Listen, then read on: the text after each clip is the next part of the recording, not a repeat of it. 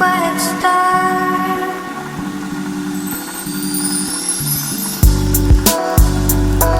নমস্কার বন্ধুরা, তোমরা সবাই কেমন আছো? আশা করি খুব ভালো আছো। আর নতুন একটি ব্লগে তোমাদের আবার জানাই অনেক অনেক স্বাগত। তো আজকের ব্লগটি হচ্ছে আমার ঝিলামের বার্থডে ব্লগ। ঝিলাম 2 বছরে পা দিল। তো তোমরা সবাই জানো যে ঝিলামের মুখে ভাত হোক বা জন্মদিন হোক, আমরা কিন্তু ক্ষেত্রাল বাবার মন্দিরে পুজো দিয়েই সেটা প্রথম শুরু করি। তো আজকে আমি, আমার মা, আমার হাজব্যান্ড, আমাদের বাড়িতে একজন রিলেটিভ এসেছিলো, সবাই মিলে যাচ্ছি ক্ষেত্রপাল বাবা মন্দিরের উদ্দেশ্যে। তো আমরা এখন NH2 ধরে চলছি। তোমাদের বলে যদি ক্ষেত্রপাল বাবার মন্দিরে যেতে হয় তাহলে কিন্তু তোমাদের গেট নাম্বার 3, যেটা হাসুয়া গেট, পানাগড়, সেখানে কিন্তু তোমাদের যেতে হবে এবং তার ভেতরে তোমাদের যেতে হবে। তো পুজো আমাদের দেওয়া হয়ে গেছে। ভেতরে যেহেতু ভিডিওগ্রাফি করা নিষেধ, তাই আমি দেখো খুব ছোট্ট করে ওই যে দেখছো ভেতরে ক্ষেত্র বাবা আছে, তাদের আমি তোমাদেরও দর্শন করে দিলাম। তোমরা তোমাদের মনের ইচ্ছা চেয়ে নাও। তো এখানে আমরা একটু বসে আছি একটু চা খাওয়ার জন্য, কারণ সকালে সবাই না খেয়ে বেরিয়েছি পুজো দেওয়ার জন্য। তো এই যে এখানে আমি এবং ঝিলামের সাথে আমরা খুব মজা করছি। তো ঝিলাম এখানে অনেক ঘন্টা দেখে ভাবছে যে মানে কোন ঘন্টাটা বাজাবে আর কোন ঘন্টাটা বাজাবে না। আসলে কি বলো তো, বাচ্চাদের মন তো খুব কৌতূহলী হয়, তো ওরা বুঝতে পারে না যে কি করবে। এখানে এলে তোমরা এরকম কিন্তু অনেক ঘন্টা দেখতে পাবে।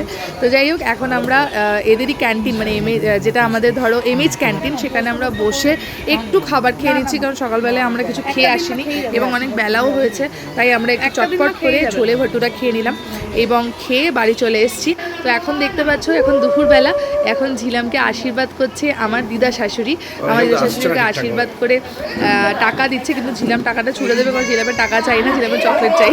দেখতেই পাচ্ছে এখানে চকলেটগুলো আছে। তো ঝিলাম চকলেটগুলোর জন্য কিন্তু খুব খুব খুব ব্যস্ত হয়ে উঠেছে। তো এখানে আমি আমার শাশুড়ি মিলে ভাত, তারপরে তোমার 5 রকম ভাজা, ওর ফেভারিট পোস্ত, মাছ ভাজা, তারপরে ছিল চাটনি, পাঁপড় ছিল, তারপরে দই ছিল, পায়েস ছিল, মিষ্টি ছিল 5 রকমের। আমরা সেই দিয়ে কিন্তু ওর জন্মদিনটা আজকে দুপুরবেলা থেকে সেলিব্রেট করছি।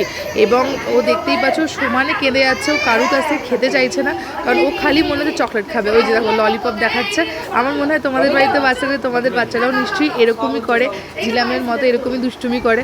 তো তোমরা ঝিলামকে অনেক অনেক আশীর্বাদ দিও, ঝিলাম যেন অনেক বড় হয়। ঝিলামকে তোমরা কিন্তু কমেন্টে বার্থডে উইশ করো। এখন আমার মা আশীর্বাদ করলো, তারপরে আমার শাশুড়ি মা আশীর্বাদ করছে, এবং আমার শাশুড়ি মা আশীর্বাদ করার পর দেখো ঝিলাম প্রণাম করবে, কারণ যেহেতু শঙ্খ বাজাচ্ছে, ঝিলাম ভাবছে হয়তো ঠাকুর পুজো হচ্ছে। ওই দেখো ঝিলাম প্রণাম করে ফেললো।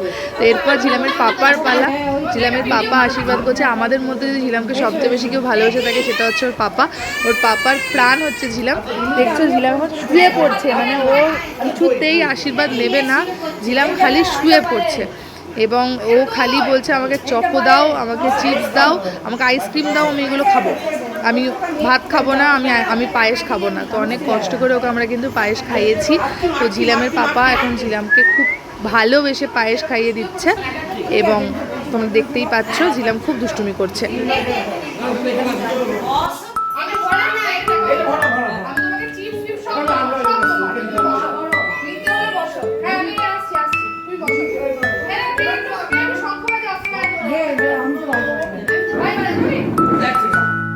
এখন আমার মাম্মামকে আশীর্বাদ করার পালা। আমি আমার মাম্মামকে অনেক আশীর্বাদ করলাম। মাম্মামকে আমি কিন্তু পায়েস খাইয়ে দিলাম, এবং মাম্মাম আমার হাতে কিন্তু পায়েসটা খুব ভালোভাবে খেয়েছে। তো এখন আমাদের বাড়িতে ওই যিনি রিলেটিভ আসার কথা আমি বলে দিই, ইনি হচ্ছেন আমাদের সম্পর্কে ভাগ্নে হয়, যদিও আমি দাদা বলে ডাকি, কারণ আমার থেকে দাদা বড় হয়। তো সেই দাদা আমাদের বাড়িতে এসেছিল, দাদা মাঝে মাঝে আমাদের বাড়িতে আসে। তো সেই দাদার হাত থেকে ঝিলাম কিন্তু পায়েস খাচ্ছে।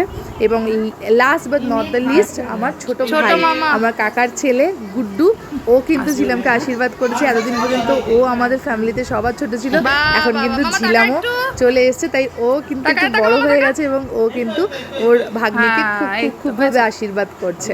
তো এখন মোটামুটি বাজে হচ্ছে বিকেল ওই 3:30 কি 4টে মতো। তো এখন অলরেডি চলে এসছে এখানে বেলুন দিয়ে সাজাতে। আমাদের দোতলায় প্রোগ্রামটা হয়েছিল, দোতলায় আমরা অনেক বেলুন দিয়ে সাজিয়েছিলাম। আমরা চেষ্টা করেছিলাম যাতে ঝিলামের ভালো লাগে। আমি জানি না ঝিলাম যখন বড় হবে হয়তো ঝিলামের এটা মনে থাকবে না, তাই এই ব্লগগুলো থাকবে যেগুলো ঝিলামকে এগুলো মনে করিয়ে দেবে। এবং ঝিলামের ছোট্ট ছোট্ট স্মৃতিগুলো আমরা এইভাবেই ব্লগের মাধ্যমে তুলে ধরবো, যাতে ঝিলাম যেন সব মনে রাখতে পারে। তো এই দেখছো এখন প্রায় বাজে হচ্ছে 6টা, নিজে অলরেডি চলে এসছে। তো বাইরে এখানে আমরা সেভাবে বেলুন দিয়ে সাজাইনি, আমরা মোটামুটি একটা জাস্ট নর্মাল 3টে বেলুন দিয়ে সাজিয়েছি। এবং এবং এখান থেকে গিয়ে এই যে সিঁড়ি দিয়ে আমরা ওপরে উঠবো, সিঁড়িতেও কিছু বেলুন লাগানো হয়েছে এবং ওপরেই খাওয়া দাওয়ার আমরা অ্যারেঞ্জমেন্ট করেছিলাম। তোমাদের সবটা আমি দেখিয়ে দিচ্ছি। এখানে কিন্তু খুব সুন্দরভাবে ওরা প্যান্ডেল করে এবং সেই প্যান্ডেলেও কিন্তু খুব সুন্দরভাবে বেলুন দিয়ে সাজিয়েছে। আর ভালো আছে? মোস্ট ইম্পর্টেন্ট থিং, তোমরাই বলো যে ডেকোরেশনটা কেমন হয়েছে। যে ডেকোরেশন করেছে আমি সেই দাদার নাম্বারটা দিয়ে দেবো, তোমাদের যদি কন্ট্যাক্ট যারা বুঝতে থাকো তারা যদি কন্ট্যাক্ট করতে চাও তারা কিন্তু কন্ট্যাক্ট করতে পারো। ওরা কিন্তু খুব সুন্দরভাবে জিনিসটা সাজিয়ে দিয়েছে এবং আমাদের কিন্তু মানে বলতে হয় না যে এইভাবে করবো ওইভাবে করবো, ওরা কিন্তু সব করে দিয়েছে। তো এখন দেখতেই পাচ্ছি আমার ননদ চলে এসছে এবং এই মানুষটি বলবো যে আমার জীবনে মানে আমার ভালোভাবে সংসার করার পেছনে এই মানুষের অনেক অবদান। এই মানুষটি আমাকে বকে, ভালোবাসে এবং নানা রকমভাবে আমাকে অনেক অনেক সাহায্য করে। তো এখানে গান বাজছিল, তো দিদি নাচছিল, আমি ননদ বলবো না, আমার দিদিই বটে। এইটা হচ্ছে আমার দিদির ছেলে রাজা এবং গুড্ডুকে তো তোমরা চেনোই। রাজা আর গুড্ডু খুব ভালো বন্ধুত্ব হয়ে গেছিলো। তো যে ও এখানে একজন মিসিং, সেটা হচ্ছে রিক, কারণ রিক পড়তে গেছিলো, রিকের পরীক্ষা, তাই পড়তে যাওয়াটা মিস করতে পারেনি। তো এখানে এই যে রিক চলে এসছে, এখানে কিন্তু কেক কাটা হচ্ছে, ও পিসির কোলে চেপে, পাশে আম্মা দিম্মা সবার সাথে ও কিন্তু কেক কাটা চলছে। এখানে শুভশ্রীও আছে, শুভশ্রী আমাদের বাড়ির সামনে থাকে।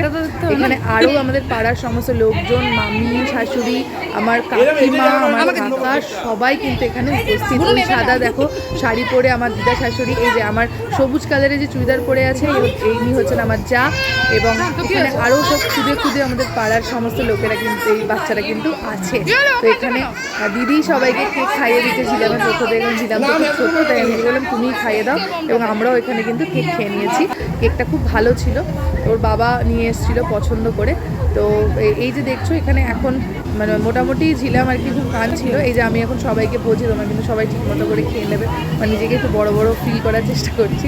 এখানে আমাদের কোল্ড ড্রিঙ্কসের কাউন্টার ছিল, যেখানে আমাদের কোল্ড ড্রিঙ্কস দেওয়া হচ্ছিল।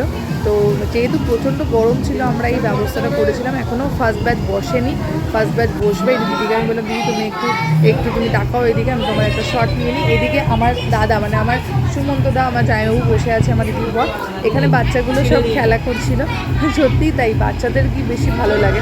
এখানে ওরা পেপার অ্যান্ড সিজার খেলছিল, স্টোন পেপার সিজার খেলছিল। তো এখানে ঝিলাম দাঁড়িয়েছিল, ঝিলাম দাঁড়িয়ে দাঁড়িয়ে দেখছিল যে ওরা কী করছে এবং অবভিয়াসলি বেলুনগুলোকে ফলো করছিল। আমি ভাইকে বললাম ভাই আমার সাথে একটা ক্লিপ তোল, ভাইয়ের মুখে রাখবো, ভাই ভাবছে ফটো তুলছি। যাই হোক, তো এইভাবেই আমাদের দিনটা কিন্তু কেটেছিল।